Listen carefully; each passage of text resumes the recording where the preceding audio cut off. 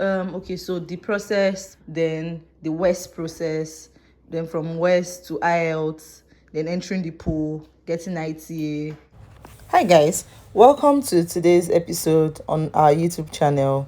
If you've seen the thumbnail, then you've guessed correctly that today I'm finally talking about the express entry process and how we did it. But I decided not to do it alone, right? Because my friend Kiki knows a lot more about the process than me, and that's why like the video has been sort of delayed, because I wanted to bring her on board. I finally visited her today, and to be very honest, apart from the video we're going to shoot together, it was just really good to be with someone familiar. G get someone who looks like me, talks like me, and who is also a believer, right? And that's something being abroad, that's something you will miss being abroad, that community, that sense of community.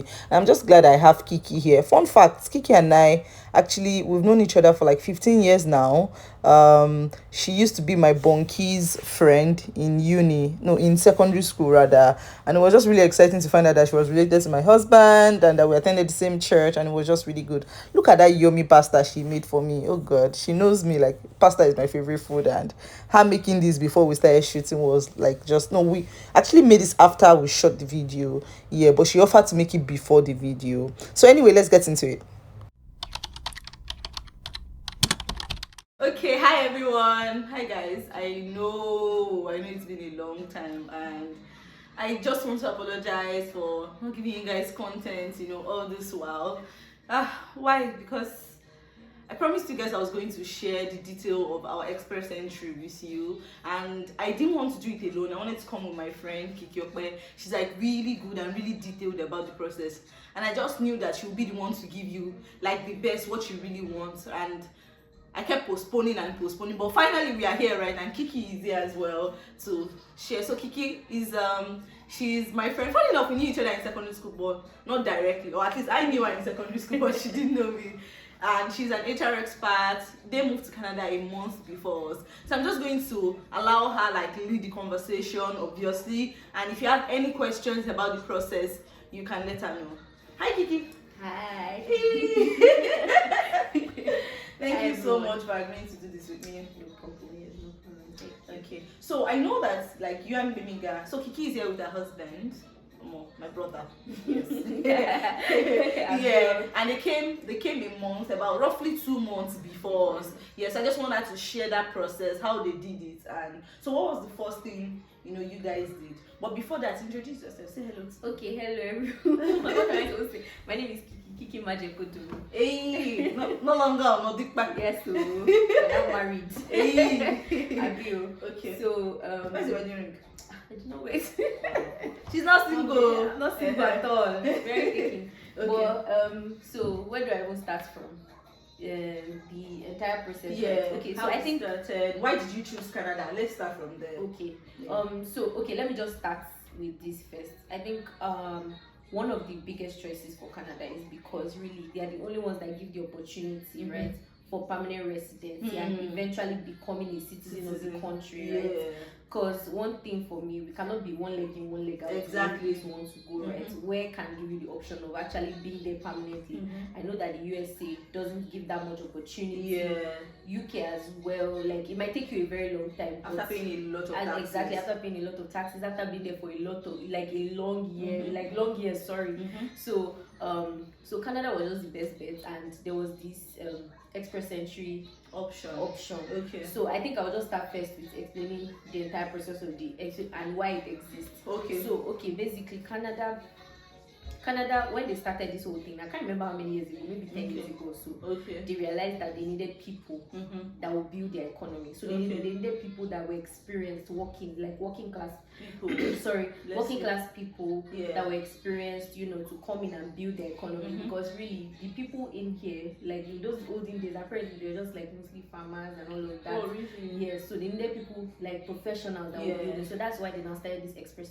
So they actually call it federal skilled workers. Okay. So they call it, yes, that's what they still call it, federal skilled workers. Okay. So basically, if you are a professional in your place, like if you have like a year experience, in whatever field you've gone to university, you can actually apply for this thing. Or polytechnic. Yes, or polytechnic. Just as long as you have a as far as you have a post-secondary education. Exactly. That was the entire process of all of it. That's the entire. So anybody that has that and maybe works for a year can actually apply. But as time has gone on, the stakes have gotten higher. In the sense that like now more people like this pool, and let's not forget it's not only Nigerians. You have Indians, you have Chinese, everybody from different phases of this world. They apply to the same thing. They want to come because whatever issues they are going like that are happening in their country, they actually want to relocate and stuff like that, and it's just the perfect route.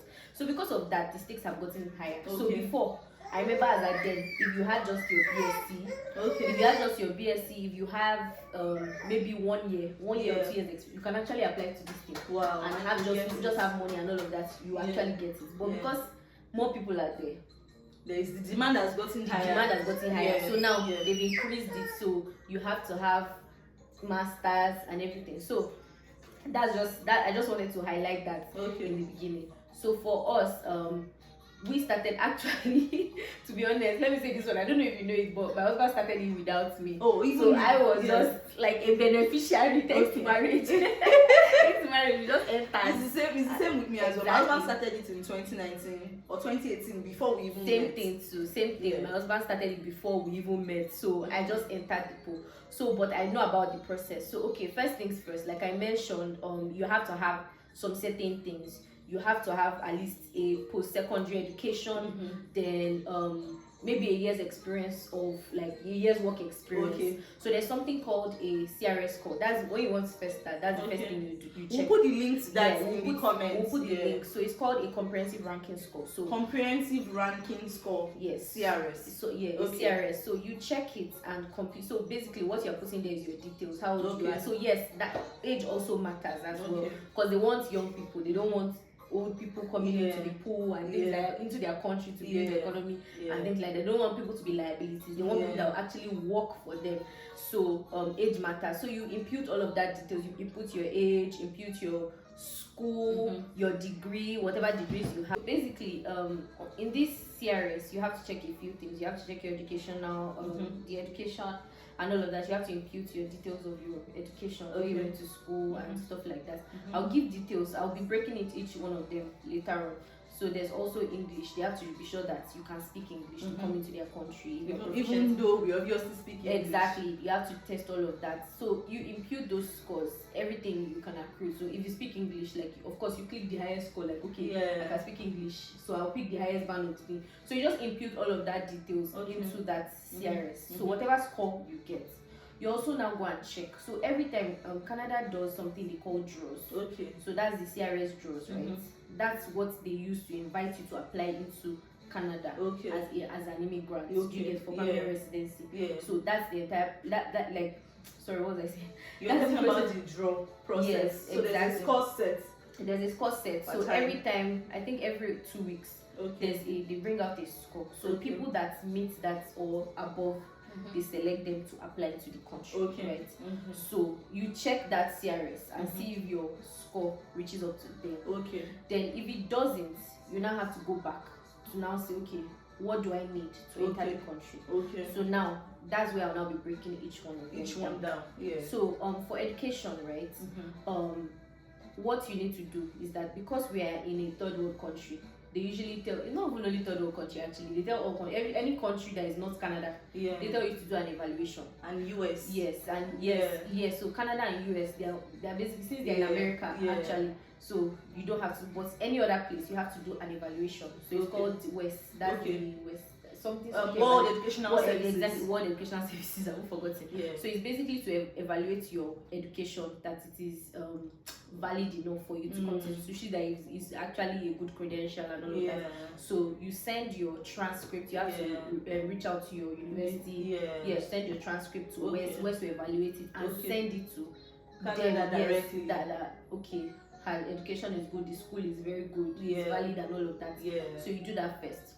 Then you now do your IELTS. So that's the English test. So everybody's required to do it. Even though we know that you can speak English, you are required to do Although it. sometimes when I see some comments on Twitter, I'm like, maybe we really need that. Maybe really, to be very honest, Yeah. you really need it. Like Nigeria, I think Nigeria is even better. Like there's some countries that they don't speak English is not their primary language, so it's actually very important for those it's very important for them to actually do this test. And in the IELTS is writing, speaking, listening, and reading. Exactly. So you do the test, you have to schedule. I think there are 2 bodies that do the test in Lagos. There's the British Council. The British Council, and then there's another one, IDOP or something like that. Yes, something like that. IDP. I think it's IDP. So those 2 bodies do IELTS in Lagos. So you just have to write it and make sure you ace it. And then it's important to mention as well that there are 2 language tests. So if you can't do English, you can do French. French is harder, but maybe some people like French. True, to be very honest, you can actually use French as your first language. If for French-speaking countries, like I'm sure they Côte d'Ivoire, all these places, people that are from there, you can actually use French as your first language, and you don't have to write it. Exactly, just write the exam. So it's basically IELTS but just in French. So you do the writing, the writing, the speaking, reading, listening, and everything just in French. Did you write IELTS? Yes, I did. Oh, okay. I registered for, but by the time my husband and I got engaged, I collected my money. So me, I wrote it based on like ignorance. I mean, if I knew, we didn't know this whole process as at then. So I wrote, but I didn't need to write it because my husband had already gotten his IT at that point. What did you score? How long did it take you to prepare for your IELTS? So to be honest, me, what I did was I booked a month, I booked a month before to write the exam because I had work and everything. But some people do 2 weeks. I recommend a month so you can take your time, practice. There are materials everywhere. You can actually get materials, and I used IELTS E2 languages on YouTube. They are really good. E2 languages. E2 languages. Yes, I'll it's really good. It helped me, and my scores were pretty high. I think overall my score was 8. My score was 8. Oh, exactly. That your band score was 8. Yeah, my band score was 8. I can't remember the actual scores. Did you have any 9? Yeah, I probably did. But I can't remember right now because I didn't need it. I didn't need it eventually, but my score was 8. And like that was a good score basically. And it just took me 1 month to write the exam. So there's also CELPIP now. CELPIP has come into the country. Before it was only just IELTS, right? There's CELPIP is almost like IELTS, exactly. But just like it's almost like IELTS, exactly like IELTS, and all of that. So after you do your IELTS, you compute your scores. You have just aim to get the highest score. We know that you can speak English, but aim to get the highest score because of this band thing. Not that it's a fail, so to say, but you just need the highest score so that you can increase your CRS. Exactly, so that you can increase your CRS. So once you are done with your IELTS, you have done your WES. You now create. What else do you need to do? I think IELTS, WES. Yes.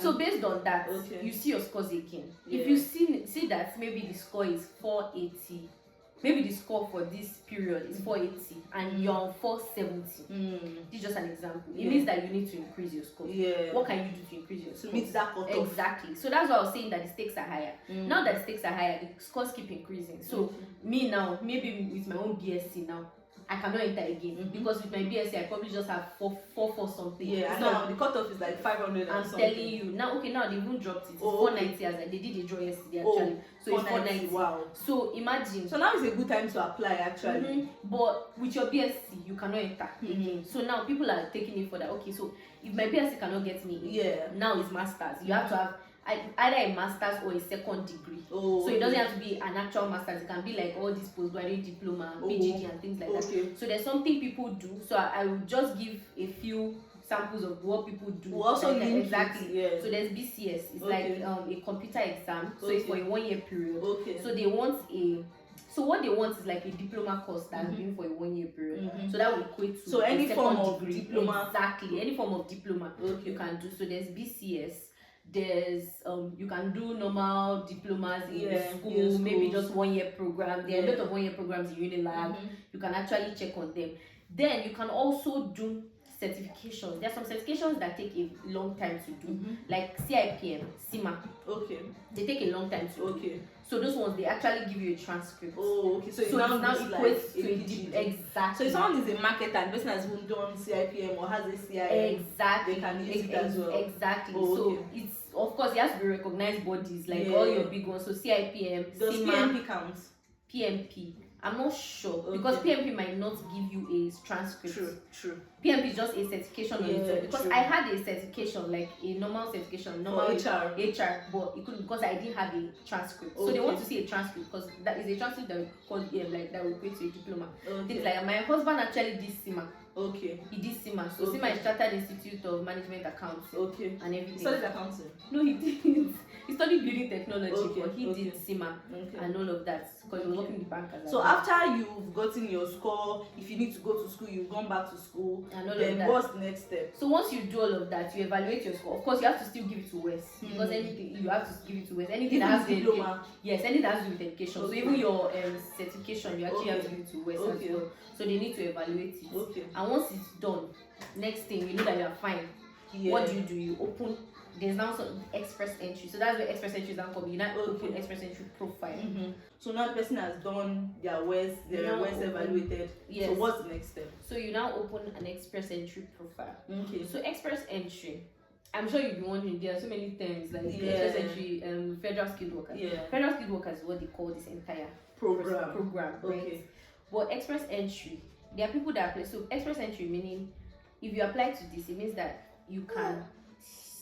I think it's the general pool. That will now give you a chance to enter into Canada. Right? So good job. So you open that profile, and that is where your scores. That score that you've already approved. That's where they will now see the score. So that's like the entry program into the federal skilled workers program, like the door to enter. That's the door. That's the door safe. Like you've already entered it. So now you're waiting for Canada to now select you from the pool. Once you open that express entry profile, it means that you are in the pool. So now you're waiting for Canada to now come and call you and say you meet the cutoff mark. So now. So once they call you, they send an email. So they will now invite you to apply. So all of this process I just mentioned, you have not applied though, because they still have to tell you when to apply. So now they will now send an invitation to apply. So in that invitation, I don't think I can ask. Still there. Don't worry. See content, lifestyle content. Everything is content. I would adjust it. I need tissue paper. Let me get. Guys. We should chill, ba. You should take your time. I'm telling you, take your time. Ray was supposed to go to daycare today, but for one reason or the other, we woke up late, and here we are. She's in the shoots when she's not supposed to be. But I'm sure you guys even appreciate her being here because they're always asking for real content. Until their cutoff mark, whatever score you have meets the cutoff, that they will now invite you to apply. So all of this, you've not even started applying. So don't be discouraged. It's what it is, guys. It's actually what it is. Well, anyways, once they invite you to apply, that's when I'm sure you've heard things like proof of funds and all of that. So that's when they will now start asking for those details. So I know on their website you see all the information they need. I know you have to fill a number of forms where you declare how many family members you have, things like that. They will literally ask for your life history, guys. Where you went to secondary school, what you've been doing for the past 10 years of your life. Exactly. So that's where you have to send all those. So all those things that you said that you have been working. So you need to show proof. You now show proof. You show them pay slips. You show them you get. I think you have to get a letter of reference from your organization and things like that. So there's that one. Then you also show them proof of funds that as I'm coming into Canada, do I have the funds to settle it? So you need that money, to be honest. Because at the end of the day, they want you to build the economy, not come and be a liability to them. So we know that you will come here and start working. But then can I say something? I know that some people, they borrow proof of funds. Like there are companies that it is their job to help people borrow proof of funds. I would not advise that, so that you don't come here and get stranded. I know that people have done it. They say, I will look for a job when I land and all of that, but I would not advise that you do that. As much as possible, trust God. If you can get a loan from family members, it's better than getting a loan from any of these organizations, because you will need that money when you land. You need to rent a place, you need to eat. So it's very important. So I was also like tied to what she said, right? I was going to actually mention something. I know that it's not always easy to have that money at the point where they need it, right?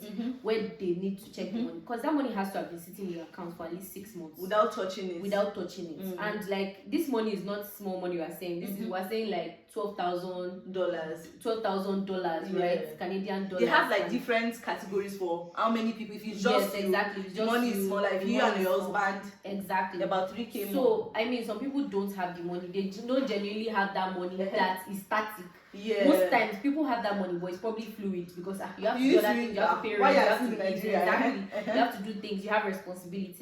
So what people now do is now that some people now choose the option of actually getting from these people. Like, so I not that I won't advise people not to get. You can get, but still have your own money. You can get that for the purpose of showing. Showing. So another thing people do is gifts. So there's this option of gifting. So where like maybe your mom sends you that money for a period. You know that you probably send it back to her.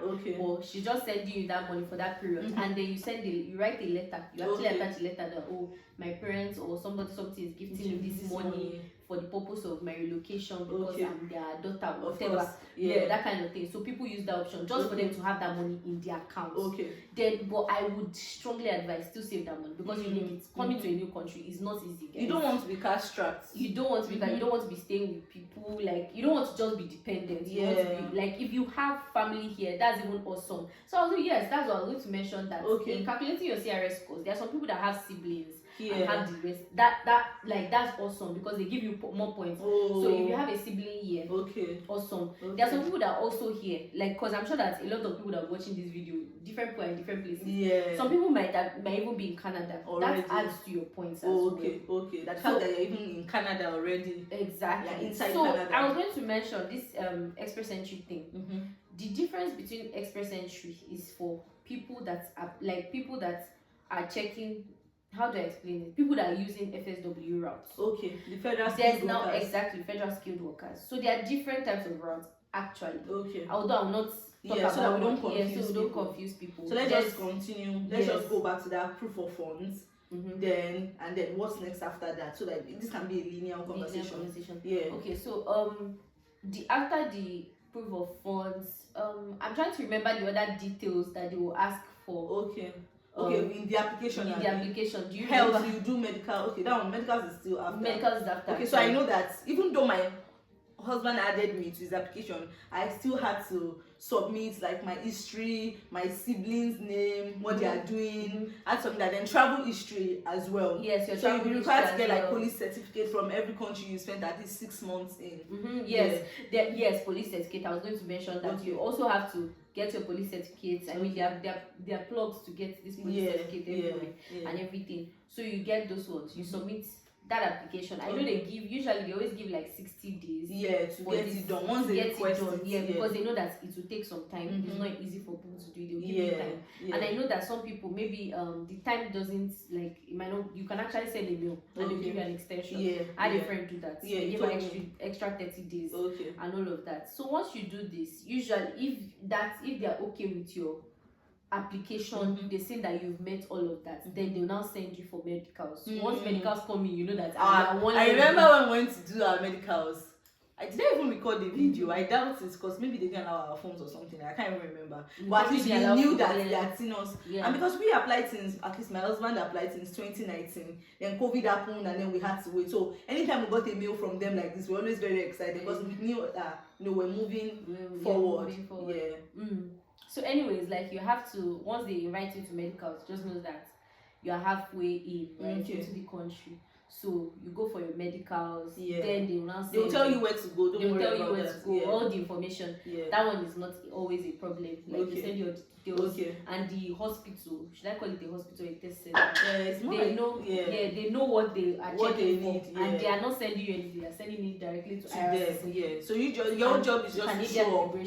Yours is just to show up on the dates that they've given you once you book your appointment and all of that. So once you finish, then you biometrics. just wait. Biometrics. So once you're done, so sometimes some people do biometrics before medicals, and some people do medicals before biometrics. So it's just really saying that you who you really said you are, oh yeah, come and show your face. Exactly. Come and So, do but the thing thumbprints. is that for some people, biometrics, like biometric takes, like once you do your biometrics now, you don't need to do it until after 10 years. 10 years, yeah. Yeah, so I didn't have to do biometrics because I did in 2015 or something like that. So I didn't do it. But yes, you have to do biometrics as well. So Thank you. once you're done with biometrics, your medicals, then you're waiting for, now the process is wait for confirmation of PR. So that means they're going to send. So between PPR or no, it's COPR. No, which one is first? It's It's PPR. PPR actually. Yeah. PPR. So that's when they will send. Okay, that's now you are. What's the meaning of PPR? I can't even remember.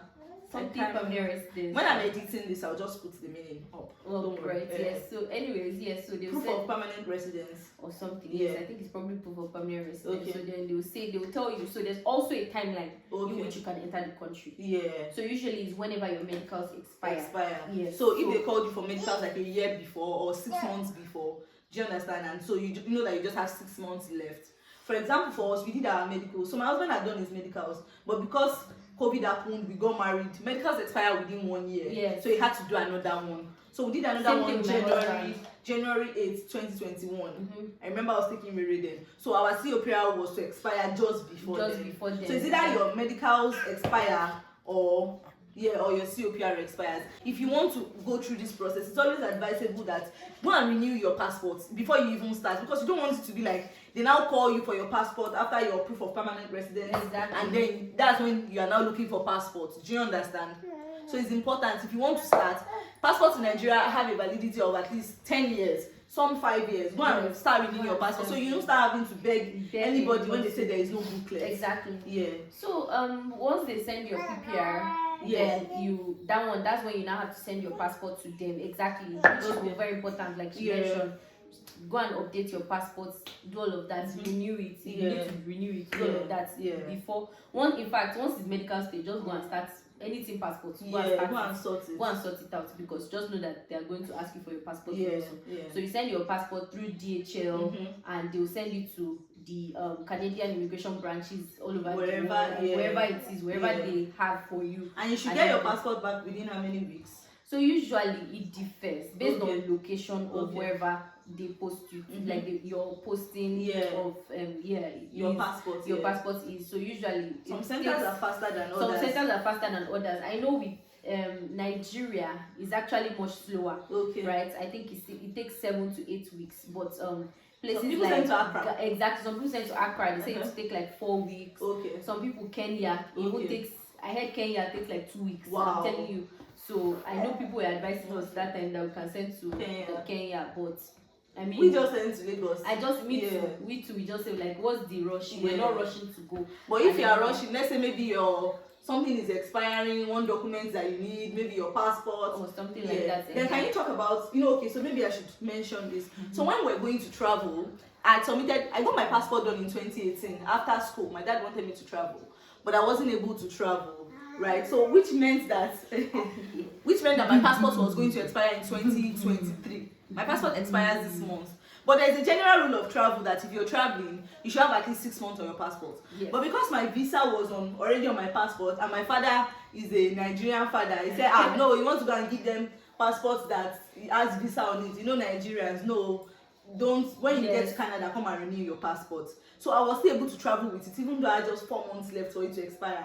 Although when I got to the airport, they couldn't log me in. And I was like, yes, it happened. I was so scared. The man was like, it's your passport. It has almost expired. I say, hey, Jesus, I beg, help me. On the day we're supposed to fly, Really? Yeah, so he now had to go and meet his supervisor. Person now gave him one code like that he now entered. That was how we were able to. But as much as possible, don't be like me. If you can avoid it, avoid it. Actually. It's just better to avoid all of this. So I just wanted to ask you, so from the process of, let's say someone puts it in the CRS system now, and they find out that, okay, I have a good score, I don't have to do a diploma. From putting it in, entering the pool till getting your COPR, how long do you think that process takes roughly, so that people can have an idea? That's even a very great question, because I have somebody like that. All her scores, she has a master's, everything. So it would roughly, especially when you know that the score right now, your score is probably higher than the current score. It should take 6 months. Wow. It should actually take 6 months. Wow. Like for instance, now if you check right now, your score is great. Yeah. And then you know that they do exactly they a draw. They pick you from the pool.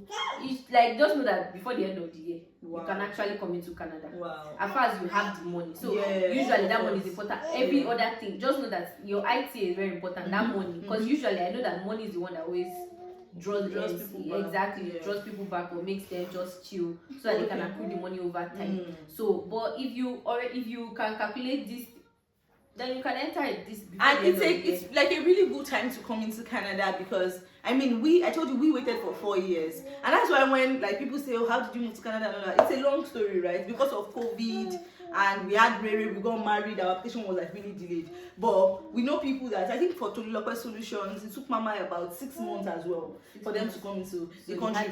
Yeah, but if you still need to do a master's or something, then you know that okay, you have like a year.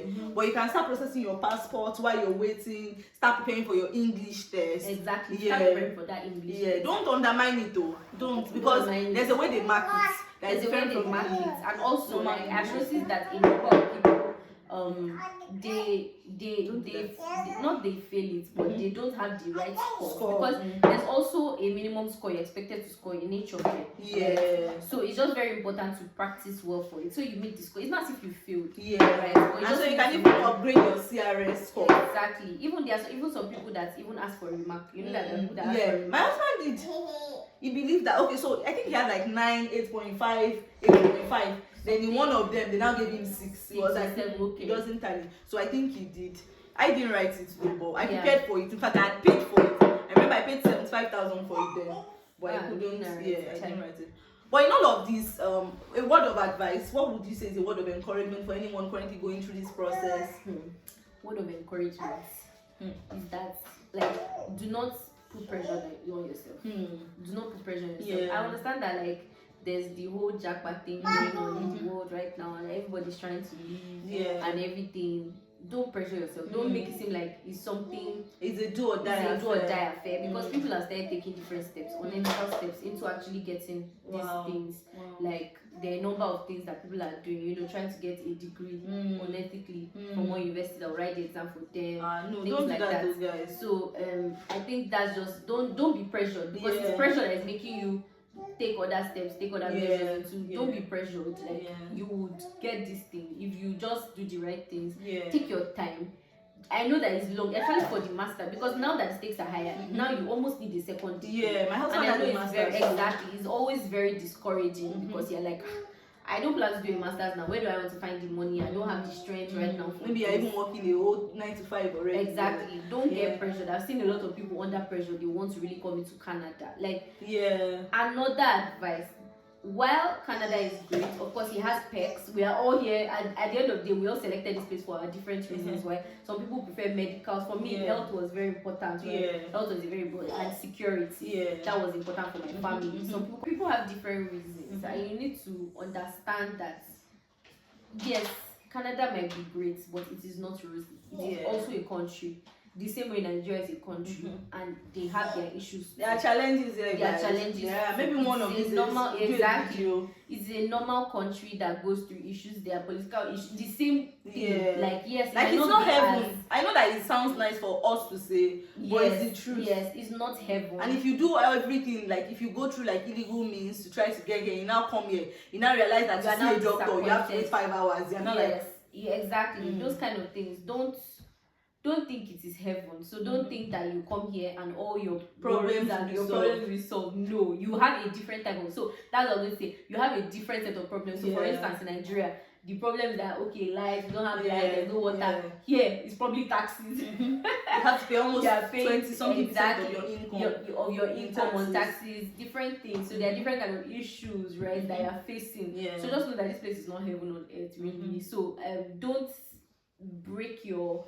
Should I say don't break your back trying to don't do unethical things and all these different things just to get into the country that you know that is not going to be perfect. And you will just see things and you're like, so what's not the force about and I think it's a human thing, and thank God, like as believers, right, we have God to satisfy us at every time. I was saying that, like as believers, we must learn to find our joy in God, not in a destination. So for example, when we're trying to come here, I told you that we got to live for like 4 years. Like one of my biggest worries then, not like I worried about it, but was like a major desire that God, people know that we are traveling. My parents have been asking, do you understand, when are you going to go, you know? So the pressure was like a lot. My husband had quit his job, right? So we actually needed to leave. So it was like a major prayer point that I was trusting God about. And then I think it was even months before that I knew it, before we even received it physically, that I knew it was settled in my heart that we're going to go.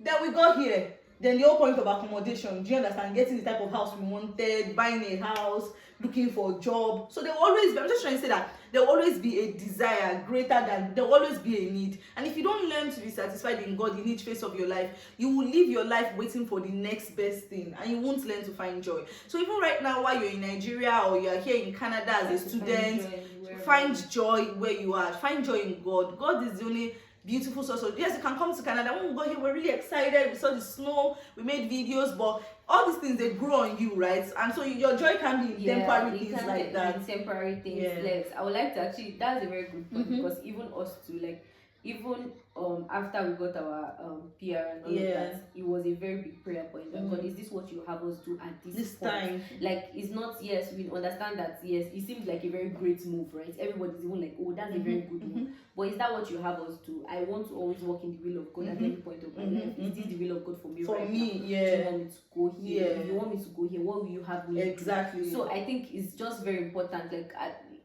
do not focus on the pause. Like, the pause will always be there, because after Canada, another one will come up. Like, I mean, UK like even here, some people are saying that they only came here so that they can go to the US. Exactly. So there always there's always different things, but really, what will God have you do at that point in time? That is where you should be. I literally made a whole video about this, explaining how I knew in my heart that I was supposed to travel years before, you know, we came here, and I kept facing disappointment after disappointment because it wasn't time yet. And that's why I made that video, like what to do when your jackpot plan fails. And I really advise that you watch it. You are in that place right now.